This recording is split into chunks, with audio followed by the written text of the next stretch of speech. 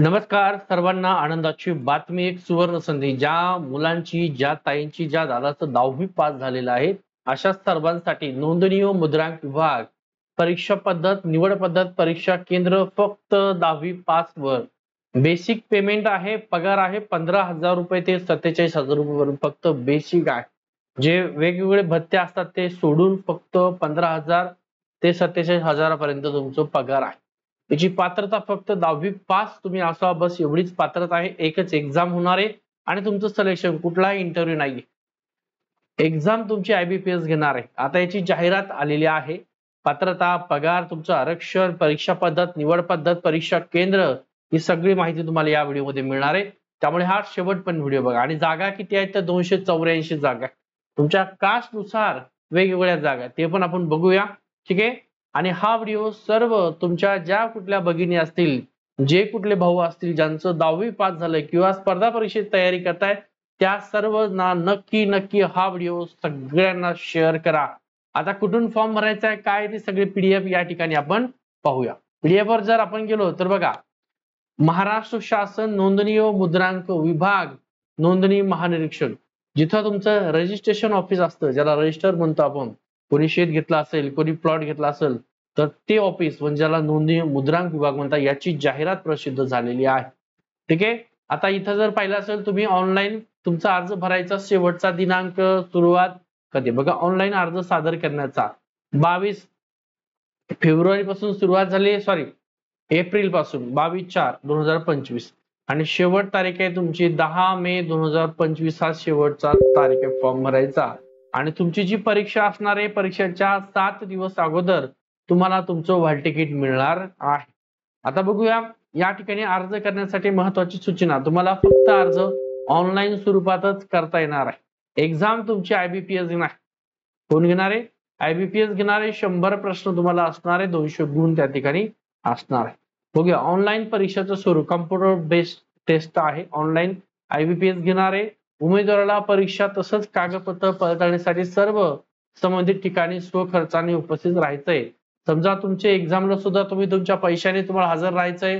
तुमचं सिलेक्शन झाल्यानंतर तुमचे डॉक्युमेंट चेकिंग होईल, त्यावेळेस सुद्धा तुमच्याच पैशाने तिथं हजर राहायचं. आता परीक्षा केंद्र बघा, इथे जर पाहिलं असेल तर महाराष्ट्र राज्यातील पुणे, नागपूर, छत्रपती संभाजीनगर, नाशिक, अमरावती, लातूर, मुंबई, कोकण विभागातील खालील नमूद शहरामध्ये, म्हणजे उमेदवाराने निवड केलेल्या परीक्षा केंद्रात कोणत्याही परिस्थितीत बदल होणार नाही याची नोंद घ्यायची.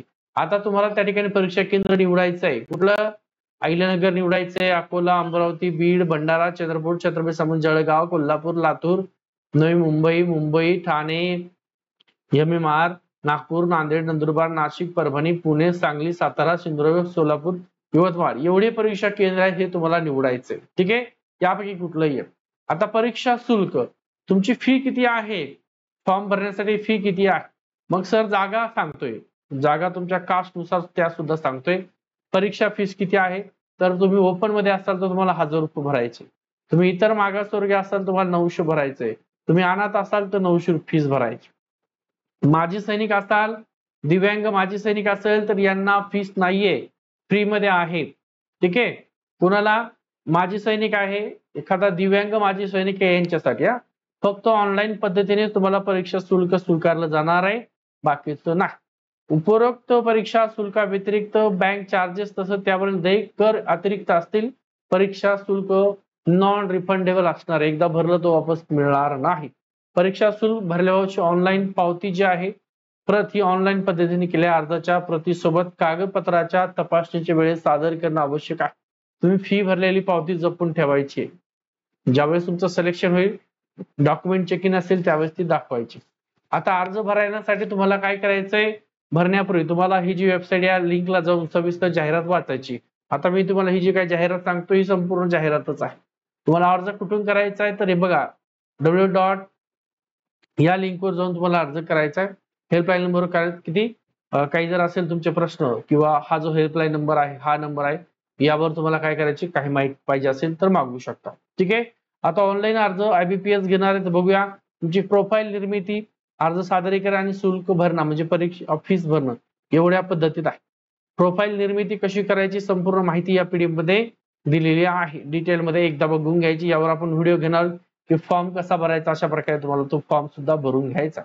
नोंदणी करायची सुरुवातीला तुम्हाला पहिले काय करायचंय, तुमचं रजिस्ट्रेशन करायचंय या वेबसाईटला जाऊन. ठीक आहे, आता वेबसाईट कुठे आहे, आपल्या व्हिडिओच्या डिस्क्रिप्शन मध्ये आहे. टेलिग्रामला जा, टेलिग्रामला सुद्धा याची लिंक दिलेली आहे. त्या लिंकला रजिस्ट्रेशन करायचंय, बाकी सगळी माहिती तुमची भरायची. आणि याला एज्युकेशन काय पात्रता, फक्त 10वी पास आहे. 10वी पास वाले सगळे घेणार, परंतु याच्यापेक्षा तुमचं जास्त असेल, 12वी असेल ती पण टाकायची. तुमची डिग्री झाली असेल, ठीक आहे, तर ही डिग्री सुद्धा तिथे टाकायची. पोस्ट ग्रॅज्युएशन असेल तर पोस्ट ग्रॅज्युएशन सुद्धा तुम्हाला टाकायचंय. एखाद्या वेळेस जर सारखेच मार्क असले, समज सेम मार्क असेल, मग त्यावेळेस तुम्हाला तिथं फायदा होतो. ठीक आहे.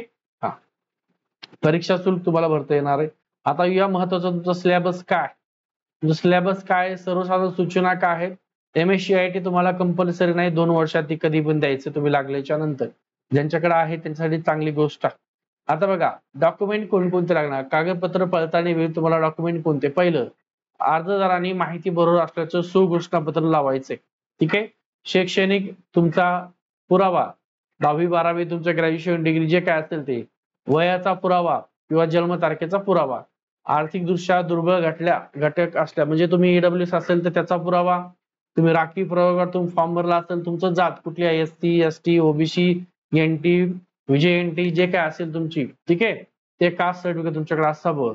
आणि तुमच्या कास्ट सर्टिफिकेटला असेल समजा SC ST, त्याचबरोबर ओपन वाले, त्याच्यानंतर EWS, ही 4 कास्ट जर सोडल्या तर बाकी सगळ्या कास्टला नॉन क्रिमिनल प्रमाणपत्र कंपल्सरी आहे.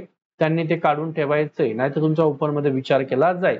तुम्ही दिव्यांग असाल तर त्याचा पुरावा, तुम्ही माजी सैनिक असाल तर तुम्हाला त्याचं सर्टिफिकेट द्यावं लागणार आहे.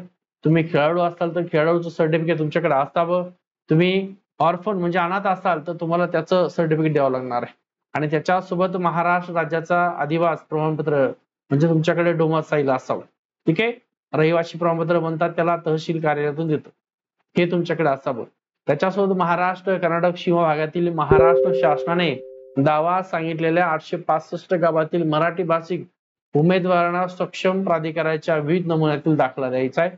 त्याच्यासोबत विवाहित स्त्री असेल, तुमच्या नावात जर बदल झाला असेल त्याचा अफिडेव्हिट द्यायचा तुम्हाला पुरावा, मराठी भाषेचं ज्ञान असल्याचा पुरावा, लहान कुटुंब प्रमाणपत्र ते आहे जोडलेलं असं फॉर्म सोबत ते भरून द्यायचंय. आणि पदवीधर तुम्ही अंशकालीन असाल तर तिथं काम केल्याचं तुमच्याकडे ते प्रमाणपत्र असावं. परीक्षा तुमच्या जे होणार आहे त्याच्या 7 दिवस अगोदर तुम्हाला हॉल तिकीट येणार आहे. परीक्षा केंद्र जे तुम्हाला वरती दाखवलं त्यातलं कुठलंही एक परीक्षा केंद्रच असणार आहे. बघा, उमेदवारांनी उपलब्ध असलेल्या परीक्षा केंद्रामधून परीक्षा केंद्र निवडावे. सदर परीक्षा ऑनलाईन पद्धतीने संगणकावर विविध सत्रात घेण्यात येणार असल्याने उमेदवारांनी निवडलेले परीक्षा केंद्रच उमेदवारांना मिळेल याची हमी घ्यायची. त्यांची उमेदवारी नोंद घ्यावी याबाबत कुठलीही तक्रार विचारात घेतली जाणार नाही. आणि बघा, ऑनलाईन परीक्षेनंतर पात्र उमेदवारांना महाराष्ट्र शासनाच्या सामान्य प्रशासन विभागाकडून 4 मे 2022 अन्वये कागदपत्र पडताळणी करता बोलवण्यात येईल. तुमचं सिलेक्शन झाल्याच्या नंतरची प्रोसेस आहे. ठीक आहे. त्याच्यानंतर बघू एक मिनिट, पुढचा आता तुमचं सिलेबस जो आहे, परीक्षा केंद्र आहे, ऑनलाईन परीक्षा थांबायचं तिथं. त्याच्यानंतर पदसंख्या जी आहे तुमच्या कास्टनुसार असेल, कमी जास्त करण्याचा अधिकार त्यांना. शैक्षणिक पात्रता कुठल्याही सरळ सेवेने भरायच्या शिपाई हे जे पदासाठी शैक्षणिक अर्हता पुढील प्रमाणे आहे. उमेदवार हा फक्त किमान माध्यमिक शालांत परीक्षा असा म्हणजे तुमचं SSC म्हणजे तुमची काय 10वी पास झालेली असावी, बस हा उमेदवार असावा. ठीक आहे. परीक्षेचं स्वरूप, वेतन श्रेणी बघा, S1 ची आहे 15,000 रुपये, तुमचं बेसिक आहे ते 47,600 रुपये.